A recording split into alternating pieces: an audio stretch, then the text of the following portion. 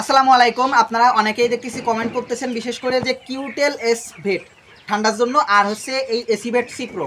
ভাই অনেকে বলতেছেন যে ভাই কিউটেল এস তাইলে কিসের জন্য, যদি এসিভেট সি প্রো যদি আমরা খাওয়াবো তাইলে আমরা ওইটা কিসের জন্য খাওয়াচ্ছি।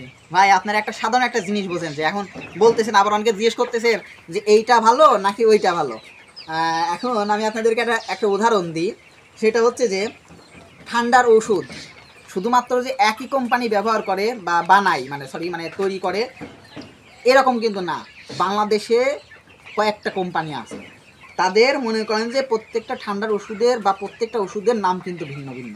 এখন কিউটেলেস এক কোম্পানির, আর এই এসিআই কোম্পানি হচ্ছে এসিভেট সিপ্রো এক, মানে আলাদা আলাদা। তো এখন বিষয়টা হচ্ছে যে তারাও ঠান্ডাজনিত কারণেই মানে ওষুধটা ব্যবহার করতেছে, মানে তৈরি করছে ব্যবহার করার জন্য। আর এটাও কিন্তু এটাই মানে ঠান্ডার জন্য ব্যবহার করার জন্যই মনে করেন যে তৈরি করছে।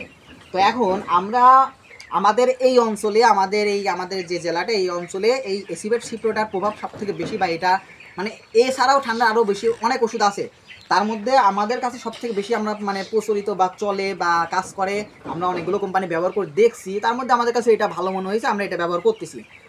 এখন কথা হচ্ছে যে কিউটেল এসভেট ওইটা আমরা ব্যবহার করছি কিনা। না ভাই, আমি এখন পর্যন্ত ওটা করি নাই।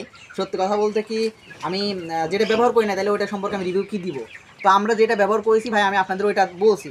কয়েকজন মানে এটা মেনে নিছে যে এসিভেট সিপ্রো, কারণ তাদের ওই অঞ্চলে আছে। আর যাদের অঞ্চলে নাই তারা বলতেছে যে এসিভেট সিপ্রো থেকে হচ্ছে কিউটেল এসভেট, তাহলে ওইটা কি আলাদা, কি হ্যান তেন। না ভাই, আলাদা না, এটা কোম্পানি আলাদা, কিন্তু ওষুধে একই। ওইটা ভালো কাজ করলে ওইটাও ভালো, এটা আমাদের কাছে ভালো কাজ করতেছে, আমরা এটা আপনাদের বলতেছি, মানে আমরা যেটা ব্যবহার করতেছি আমরা আপনাদের ওইটা বলতেছি। এখন আমরা যেটা বলতেছি ওইটাই যে আপনারা ব্যবহার করবেন, বিষয়টা কিন্তু মোটেও এরকম না। আপনারা ব্যবহার করবেন, আপনাদের কাছে যেটা ভালো মনে হয়, আপনাদের ডিলার আছে, আপনাদের ভেটেরিনারি যে চিকিৎসকগুলো আছে তাদের সাথে পরামর্শ করেন। অবশ্যই তারা আপনাদের ভালো পরামর্শ দিবে, এবং আপনাদের অঞ্চলে যে ওষুধগুলো পাওয়া যায় অবশ্যই সহজলভ্য, যে অঞ্চলে যেটা পাওয়া যায় ওটা কিন্তু মনে করেন দামও কম থাকে, সেটা সংগ্রহ করেন, ওইটাই নেন, ওইটাই ব্যবহার করেন। ওই ওষুধ প্রায় সব একই, সেম, মানে ওইটার মধ্যে কোনো ডিফারেন্স নাই। আর এসিভেট সিপ্রো ছাড়াও আপনারা মনে করেন যে বঙ্গভেট আছে, বঙ্গভেট ব্যবহার করতে পারেন। তারপরে এই যে আরও একটা বিষয় আছে রেনামাইসিন। রেনামাইসিনটা নাকি হচ্ছে ঠান্ডার জন্য না, অনেকে দেখি কমেন্ট করে, ভাই এটা হাস্যকর। রেনামাইসিন মনে করেন যে ব্যথাজনিত সমস্যা কেটে গেছে, ওখানে আপনি ওই রেনামাইসিন লাগাই দেন, সেটাও কাজ করবে।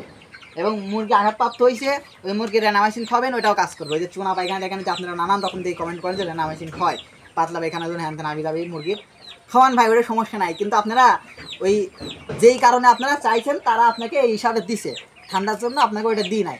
আপনারা ওইটার পুরো ডিটেলস চেক করে দেখবেন যে কাশি ঠান্ডা পোদার জন্য এটা হচ্ছে ব্যবহার করা হয়, মানে রেনামাইসিনটা। তো আপনারা এই কোম্পানির নাম বা ওষুধের ভিন্নতা আপনি ব্যবহার করেন নাই, এর মানে যে ওইটা না, এই ধারণা বাদ দেন। ওষুধ মানে কোম্পানি তৈরি করে নির্দিষ্ট কাজের জন্যই, এখন আপনারা শুধু ব্যবহার করবেন, যাচাই বাছাই করবেন নিজেদের মতো করে, ওইটাই যথেষ্ট। ওই মানুষের কথা শোনার দরকার না, আমার কথা শুনে যে আপনি ব্যবহার করবেন এমনটা না। তো ধন্যবাদ সবাইকে, আসসালামু আলাইকুম।